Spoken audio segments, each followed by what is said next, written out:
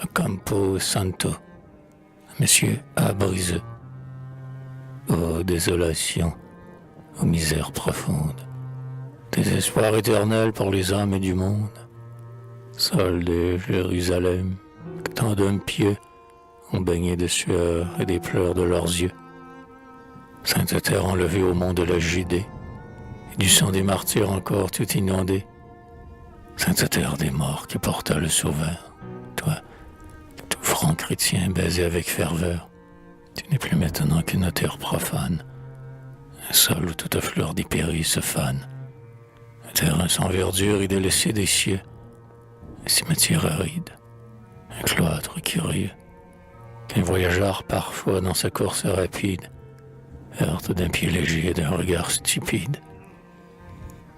Mais n'importe, je t'aime, mon vieux Campo Santo, je t'aime de l'amour qu'avait pour toi Giotto.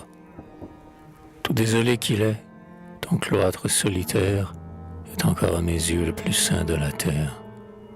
Aussi quand l'œil du jour, ses regards cuisants, brûle le front doré des superbes pisans, j'aime à sentir le froid de tes voûtes flétries, j'aime à voir s'allonger tes longues galeries.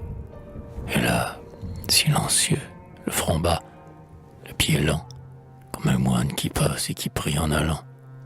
J'aime à faire sonner le cuir de mes sandales sur la tête des morts qui dorment sous tes dalles. J'aime à lire les mots de leurs grands écussons, à réveiller des bruits et de lugubres sons, et les yeux enivrés de tes peintures sombres, à voir autour de moi mouvoir toutes tes ombres. Salut, noble Orcagna, que viens-tu m'étaler? Artiste, une peinture à faire reculer. Regarde, enfant, regarde. Il est de par le monde des êtres inondés de volupté profonde. Il est de beaux jardins plantés de lauriers verts, des grands murs d'orangers aux mille oiseaux d'hiver, des rossignols bruyants, des geais aux ailes bleues, des pans sur le gazon traînant leur belle queue, des merles, des serins jaunes comme de l'or, chantent l'amour et l'air plus enivrant encore. Il est tous les bosquets, les treilles poudreuses, des splendides festins et des noces heureuses. Il a des instruments au concert sans pareil, et bien des cœurs contents et bien des yeux vermeils. Dans l'Ave Maria, sous les portes latines, on entend bien des luttes et des voix sargentines. On voit sur les balcons, derrière les cyprès, bien de beaux jeunes gens qui se parlent de près, bien des couples rêveurs qui, le soir à la brune, se baissent sur la bouche en regardant la lune. Hélas, un monstre ailé qui plane dans les airs, et dont la lourde fauve va sarclant l'univers. La mort, incessamment, coupe toutes ces choses, les femmes et bosquets, oiseaux, touffes de roses, belles dames, seigneurs, princes, ducs et marquis, elle met tout à bas, même les Médicis. Elle met tout à bas avant le jour et l'heure, et la stupide oublie, au fond de leur demeure, tous les gens de béquilles qui n'en peuvent plus, les porteurs de besaces et les tristes perclus, les catarreux branlants comme vieilles murailles, les fièvres au teint mat qui tremblent sur la paille, et les frêles vieillards qui n'ont plus qu'un seul pas pour atteindre la tombe et reposer leurs bras.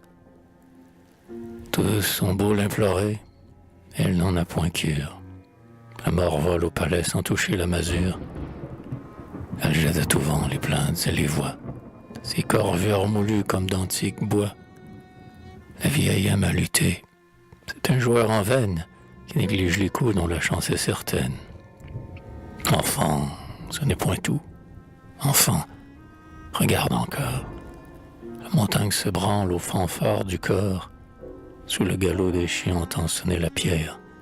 En épais tourbillon voit rouler la poussière. Et du fond sinueux de ses sombres alliés bondir à flots pressés de nombreux cavaliers.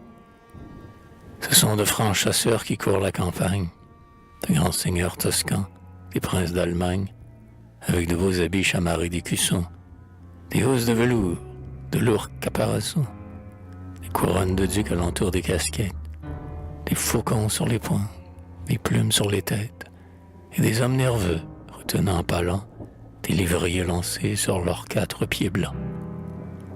Oh là, puissant du jour, chasseur vêtu de soie, qui forcé par l'aimant une timide proie, ô femme, que l'ennui mène à la cruauté, homme dont le palais plein de stupidité a soif après le vin du sang de quelque bête, vous qui cherchez la mort comme on cherche une fête, oh, n'allez pas si loin, arrêtez vos corsiers, la mort est près de vous, la mort est sous vos pieds, la mort vous garde ici les plus rares merveilles. Croyez-en vos chevaux qui dressent leurs oreilles, voyez leurs coups fumants dont la veine se tord, leur frayeur vous dira qu'ils ont senti la mort, et que ce noir terrain reçu de nature le don de convertir les corps en pourriture. Or, en ces trois tombeaux ouverts sur le chemin, voyez ce qu'en un jour elle fait d'un humain. Le premier, que son dard tout nouvellement pique, a le ventre gonflé comme un homme hydropique. Le second est déjà dévoré par les vers, et le dernier n'est plus qu'un squelette aux os verts, où le vent empesté, le vent passe et soupire, comme à travers les flancs décharnés d'un navire. Certes, ces choses horribles, et ces morts engourdis, figeraient la sueur au front des plus hardis. Mais, chasseurs, regardez ces trous pleins de vermine, sans boucher votre nez et sans changer de mine. Regardez bien à fond ces trois larges tombeaux. Puis, quand vous aurez vu, retournez vos chevaux, au fanfare du corps regagnez la montagne. Et puis, comme devant, à travers la campagne, courez et galopez, car de jour et de nuit, vous savez maintenant où le temps vous conduit.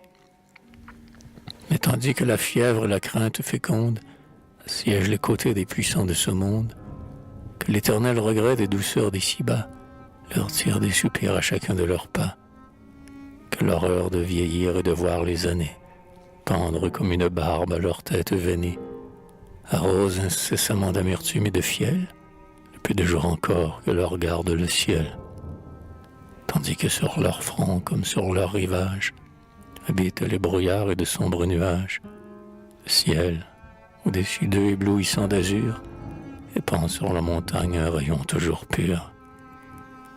Là, dans les genêts verts et sur l'aride pierre, les hommes du Seigneur vivent de la prière. Là, toujours prosternés dans leurs élans pieux, ils ne voient point blanchir le poil de leurs cheveux. Leur vie est innocente et sans inquiétude, l'inaltérable paix d'or en leur solitude, et sans peur par leur jour, en tout lieu menacés, les pauvres animaux par les hommes chassés, mettant le nez dehors et quittant leur retraite, viennent manger aux mains des blancs anachorettes. La biche à leur côté saute et se fait du lait, et le lapin joyeux brode son serpolet.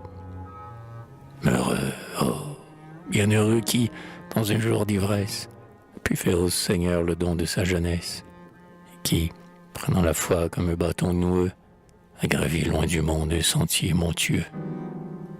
Heureux l'homme isolé qui met toute sa gloire au bonheur ineffable, au seul bonheur de croire, et qui, tout jeune encore, s'est crevé les deux yeux afin d'avoir toujours à désirer les cieux. Heureux seul le croyant, car il a l'âme pure, il comprend sans effort la mystique nature, il a, sans la chercher, la parfaite beauté et les trésors divins de la sérénité. Puis il voit devant lui sa vie immense et pleine, comme un pieux soupir s'écouler d'une haleine. Et lorsque sur son front la mort pose ses doigts, les anges près de lui descendent à la fois. Au sortir de sa bouche, il recueille son âme.